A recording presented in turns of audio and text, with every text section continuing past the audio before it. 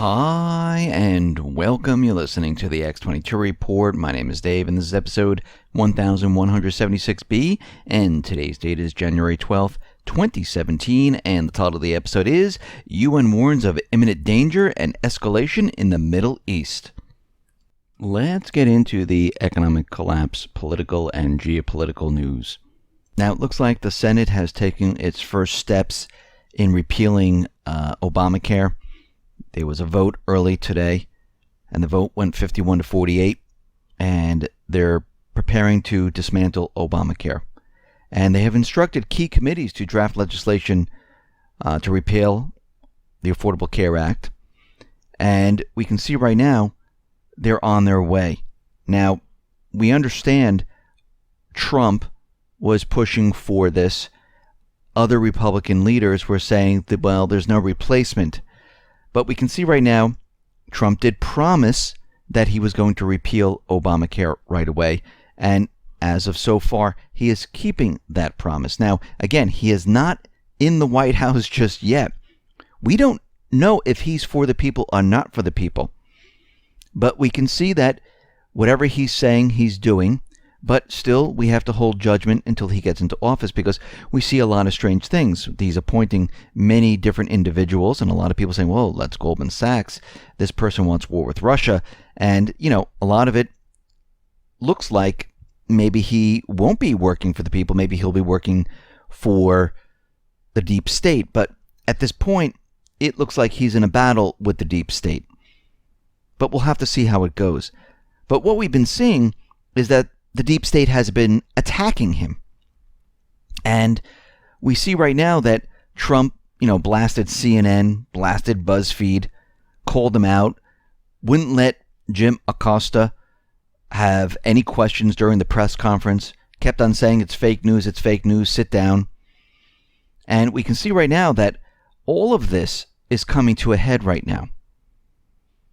And what we're seeing is that the head of intelligence, James Clapper, he called Donald Trump at 7:23 a.m.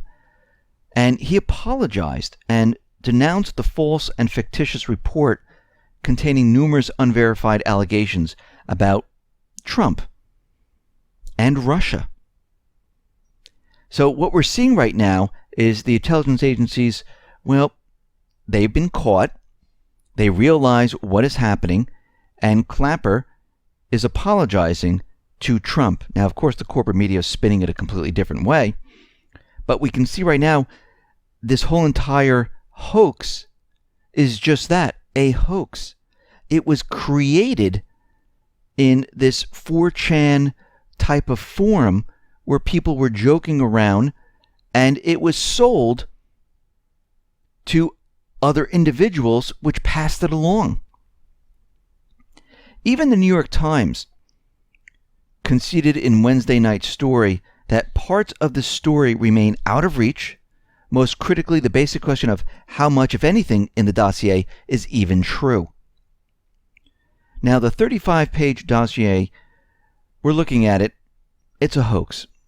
Because when we see it, the British don't use the word classified on their documents.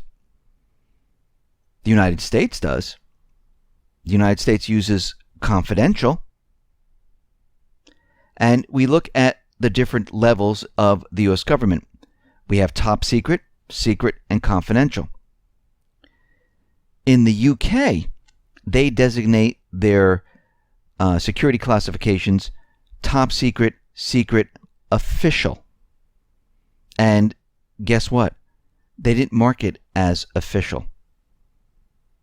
So this leads us to believe that, well, maybe this really didn't come from the ex-UK intelligence officer. But then again, maybe it was changed by John McCain because he completely fell for it. And he went through the motions, didn't check the sources, didn't check if it was real. It was handed to him. He just believed everything he was told. And what we're seeing right now is that the corporate media is kind of reeling from all of this, and they've been called out on this. And you have to remember, we're in this period of time where the truth is trying to get out. And yesterday I mentioned the German philosopher, author Schopenhauer, and he had different phases. We right now are in the first and second phased area, where the truth is being ridiculed and violently opposed by many, many individuals. Because you know they're not going along with you, because if you go up to them and you tell them a fact and the corporate media is feeding them propaganda, they laugh at you and think you're absolutely crazy. Or they stomp off or, turn away and say, I'm not talking about it anymore, and they're violently opposed to it.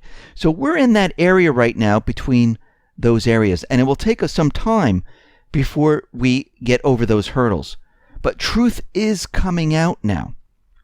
Now, Trump is out there, and he is saying by process of elimination, elements within the U.S. intelligence, and not a mole amongst his team, has been identified as the source of leaks surrounding his CIA intelligence briefing, implying they may have also leaked the 35-page dossier. So we'll have to see where that goes, if it goes anywhere, but he is out there trying to narrow down where all this is coming from and who is the leaker. But what's not being reported is that there is a DNC insider who has been dealing with Ukraine. Now, Kiev, they are scrambling right now to make amends with Trump because they were working to boost Clinton and discredit Trump because, as we know, Kiev is backed by the deep state that wants war with Russia. And a veteran Democratic National Committee and former Clinton administration official worked with Ukrainian officials to push dirt about President Trump to journalists in a bid to help Clinton win the election. And this is coming from a new undercover report from Politico. So the investigative report, which described Ukraine as concerned that Trump would favor Russia if he won, said that the effort was coordinated with the Clinton campaign. So, if this is true, this raises questions of foreign involvement similar to the charges that Russia worked to help Trump, right? But this is not being reported on. The story identifies Alexandra Chalupa as the leader of the effort, a DNC consultant, former Clinton aide, Ukrainian-American operative. She was paid $412,000 from 2004 to 2016. In an interview this month, Chalupa told Politico she had developed a network of sources in Kiev and Washington, including investigative journalists, government officials, and private intelligence operatives. And she's tied directly to the Ukrainian officials that were putting out propaganda against Trump and making Clinton look better. But again, the corporate media, they're not reporting on this whatsoever. Now, we understand the confirmation hearings for the CIA nominee Pompeo was delayed from Wednesday to Thursday, and then we saw that leak of the dossier on Trump come out. Very interesting. And during the Senate Intelligence Committee's hearings, something strange happened. The lights went out, and we saw that they were continually still working, but microphones were turned off, the lights were out, everyone was sitting in the dark, and then the hearing was moved to another room. So this is very odd and strange, but what's very interesting about the pick of Mike Pompeo is that he believes that Russia is a problem, that Russia did hack the election system, and it does have an impact on American democracy. Same thing with General Mattis, where this is another pick by Trump, where he agrees that Russia is the principal threat to U.S. security. He said Russia stands as the principal threat to United States security. He said this because of its actions and efforts to intimidate other countries. Well, actually, the United States government central bankers are intimidating other countries. If you look at what Russia's been doing, they've been working with them economically. They haven't been bringing in troops. They haven't been using terror in these countries. So this should be a concern at this point, because if the deep state boxes Trump into some type of war, these individuals, well, they're going to be telling Trump that, yes, it is Russia, and we should all be concerned about this. So we see China. They were doing a routine military exercise. China deployed at least 8 warplanes on Monday to fly over the Korea Strait and through both Japan's and South Korea's air defense identification zones, in addition to flying over numerous islands claimed by both nations. Now, neither nation claims China violated their airspace, but they scrambled their jets. They sent them up to make it look really good, like China was doing something. And they weren't. Now, out in Ukraine, we see there was a cyber attack back in December. And Kiev is out there. They investigated the incident. And of course, we know who did it. It was Russia. Of course. They said the hit on the power grid was by Russia. Now, a lot of these power grids, they're not attached to the internet. They're separate and apart. There's a wall between the power grid and the inner workings of the systems and the internet, because it would be ridiculous to put it on the internet, because there'd be a hacking problem.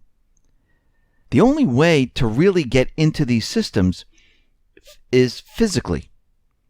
And they're trying to make us believe that all of this is hooked to the internet. Now, out in Ukraine, I doubt if their power grid system is actually hooked to the internet. In the United States, it's separate and apart.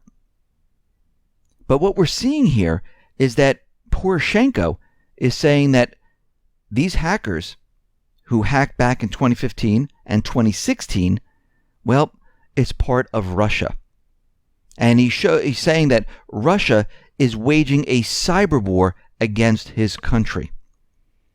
And this is the route that everyone is using right now. They're going down the path that Russia is using cyber war against them, because it's much easier to use a cyber attack to present your case of why we need to go to war, because you really don't have to prove anything. You can make up anything you want, and most of the people will believe this because they're so new to cyber hacking. And all you have to do is show a couple of IP addresses and everyone will say, oh my God, it is them. Which is meaningless, because showing a couple of IP addresses doesn't show the link. It's like at a murder trial, the guy's sitting there and then someone holds up the gun. This is the gun. That's all I have. Well, there's no link to, does it belong to him? Is it his? How did he get it? How did he use it? How did he throw it away? Are there fingerprints on it? It's the same thing with these IP addresses. You can just pick an IP address out of anywhere and just say it's from that country. And it's very difficult to track down these IP addresses. And this is why they are using this at this point. Now, Russia is reducing their military presence in Syria. And of course, the corporate media here in the United States is saying that Russia is building up their military in Syria. Now, Russia has recalled their aircraft carrier back to their bases.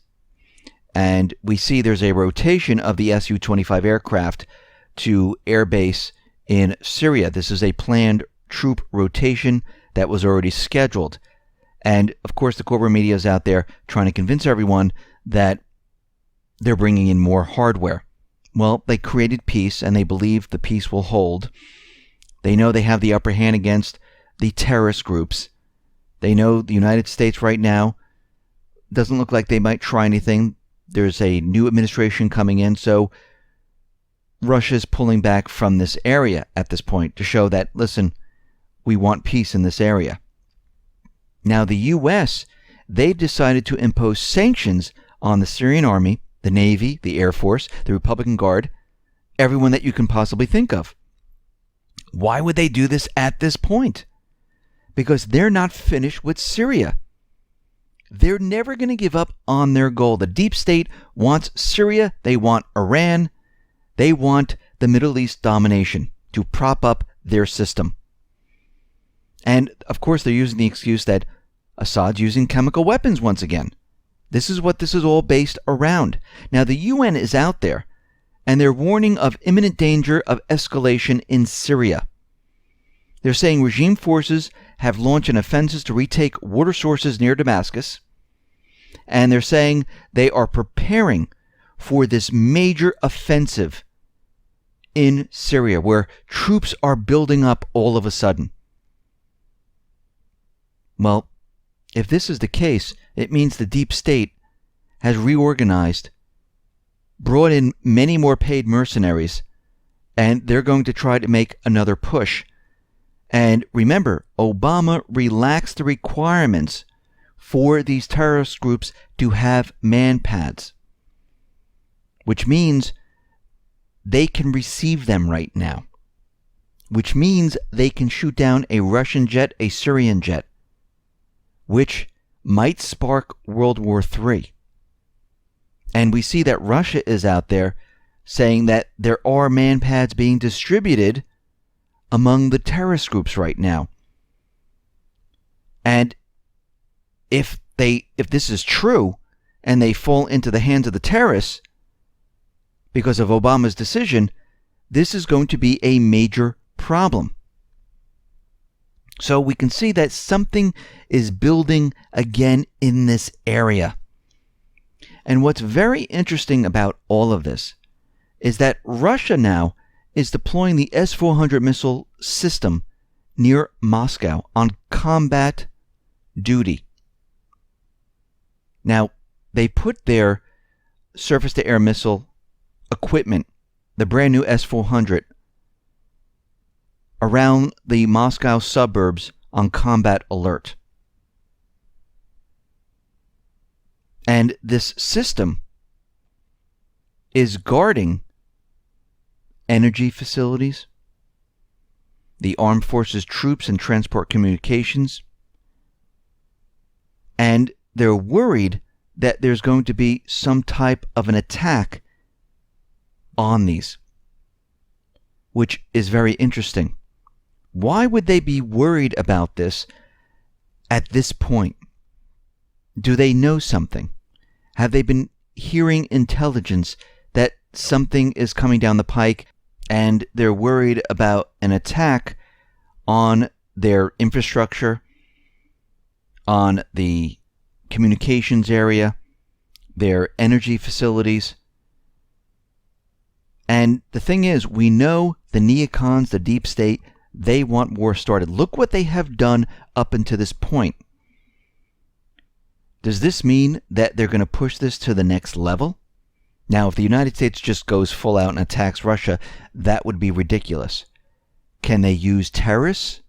Maybe to fly a plane into this area, or use something else? Maybe a drone? Maybe. But we can see that they're preparing for a reason. They're putting them there for a reason. They must have intelligence that something is planned. Because we have to remember something very important. These neocons, the deep state, the central bank, the system right now, as we discussed before, is an illusion. It's breaking down. We already see the globalist out in Davos, Switzerland, saying, don't blame us. We're not responsible for what is happening around the world. They're already shifting the blame, and we know they don't want to take the blame. And it looks like at this point that they're going to try to create an instance of war. And they're going to try to get Trump to follow through on this. I mean, think about it. In the last couple of weeks that Obama has been in office, they talked about Russian hacking. They expelled diplomats. They've been using Russian aggression in Eastern Europe by sending tanks, troops, putting it right up to the border of Russia. They sent the XC base radar system out to North Korea, said they would shoot down a missile if they feel it's a threat. They're gathering intelligence on the missile launches. We have the South China Sea with China. And we can see that everything that has been done is to provoke all of these countries to have something started. They want something to cover up what has been done. This is the way these people work. They will never take the blame for what is about to happen. When the economy crashes, they'll point the finger someplace else. When we get into war, they'll point the finger someplace else. They'll never say, oh, we've been provoking North Korea, we've been provoking China, we were hoping they were going to do something. No, they'll say they started it.